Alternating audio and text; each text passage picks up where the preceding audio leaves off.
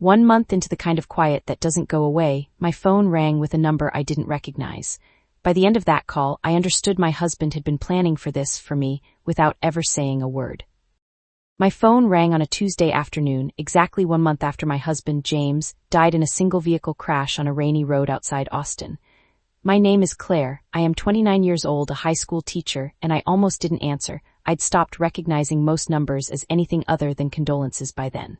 It was James's boss, Daniel. He said, "Claire, I'm sorry to call like this. There's something James left at the office. He gave me specific instructions to give it only to you and only if something happened to him."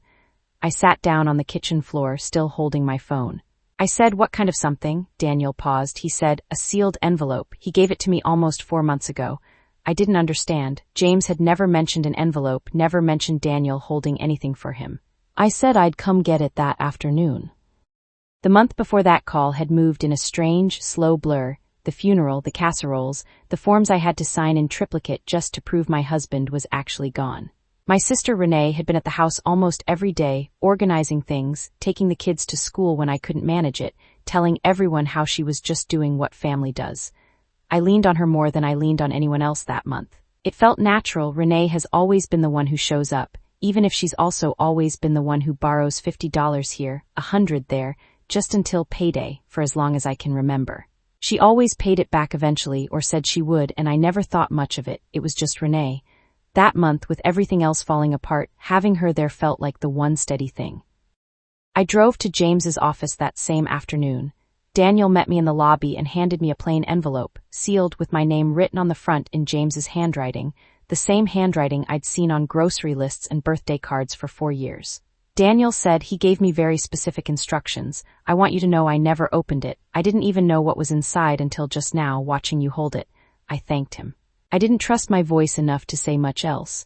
I sat in my car in the office parking lot for almost 10 minutes before I opened it, the engine off, my hands not quite steady.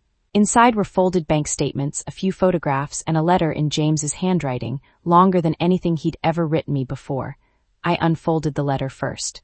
The first line made my stomach drop before I'd even finished reading it.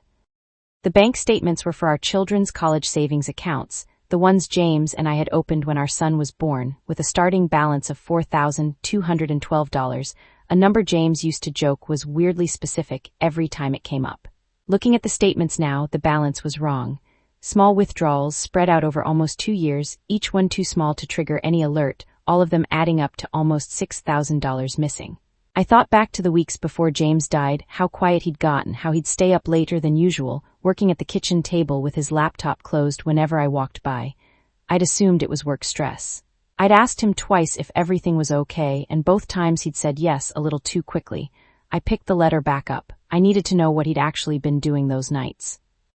The letter began, "Claire, if you're reading this, I didn't get the chance to tell you myself, and I'm sorry for that."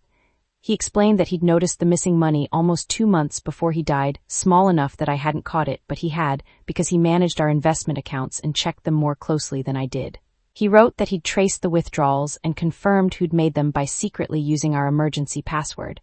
The next line was the one that made my hands go still. "Don't trust your sister with anything that matters until you understand what she's done." I read it twice before I let myself cry, not loudly, just quietly, sitting in my car, the same way I'd been crying most days that month, except this time it wasn't only grief. It was something sharper. I needed to know what Renee had done and why James had never told me any of it while he was alive. If you need to hear what happened next, stay with me. I thought about Renee differently after that, not all at once, but in pieces, the way you reread a text message after learning something new about the person who sent it. She'd organized the meal train before anyone asked her to.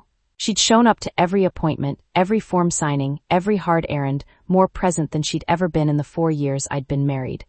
At the time I'd thought it meant she loved James too, that she was grieving alongside me. Now I wasn't sure what it meant. I thought about the small loans over the years, 50 here, 100 there, and wondered, for the first time, whether just until payday had ever really been the whole story. I didn't say anything to her yet. I went back to the letter because James had written more, and I needed to understand exactly what he'd known before I said a single word to my sister. The letter explained the rest. James had confronted Renee privately just 6 days before he died, after tracing the withdrawals back to her account information.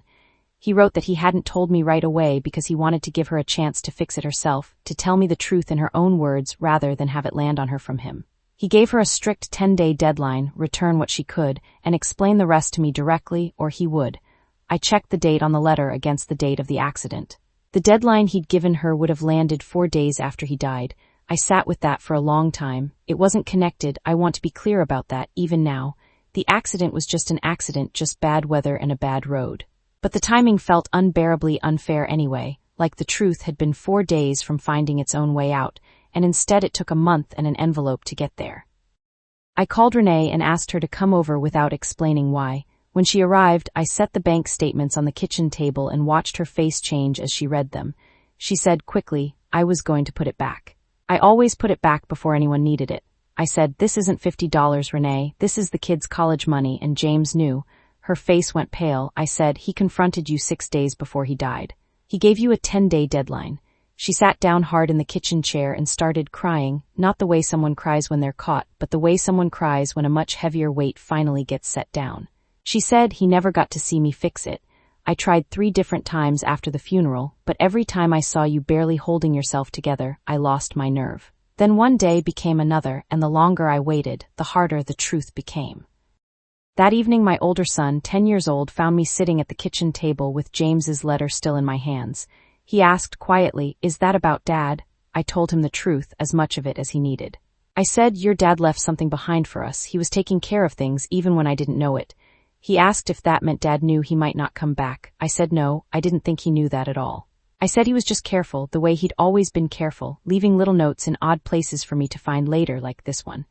My son nodded slowly, like that made sense to him in a way I wasn't sure I'd fully explained, and then he just sat next to me at the table for a while, not saying anything else, which felt like exactly the right amount of talking for that night. It's been 1 year. Renee set up a repayment plan on her own, without me asking her to, and signed over part of her income for the next 2 years until the accounts are made whole. They're almost there now, a little over $4,000 restored, with more coming each month. I don't trust Renee the way I used to, not completely, but I haven't cut her out either. She still comes to dinner sometimes, and she always brings something small for the kids now, nothing extravagant, just enough to show she's thinking of them. It's different, quieter, more careful on both sides, but it's still something, and most days that feels like enough to build on. I still find James's old post-it notes occasionally. I found one last month in a coat pocket I hadn't worn since before he died, just 3 words I won't share here, because some things are just mine to keep. My son still asks about his dad sometimes, usually out of nowhere, and I've stopped trying to give him perfect answers.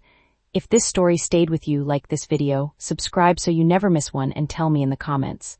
Do you think Claire was right to forgive her sister, or should she have cut her off completely? My husband left me a letter instead of an answer. A year later, I think I finally understand both.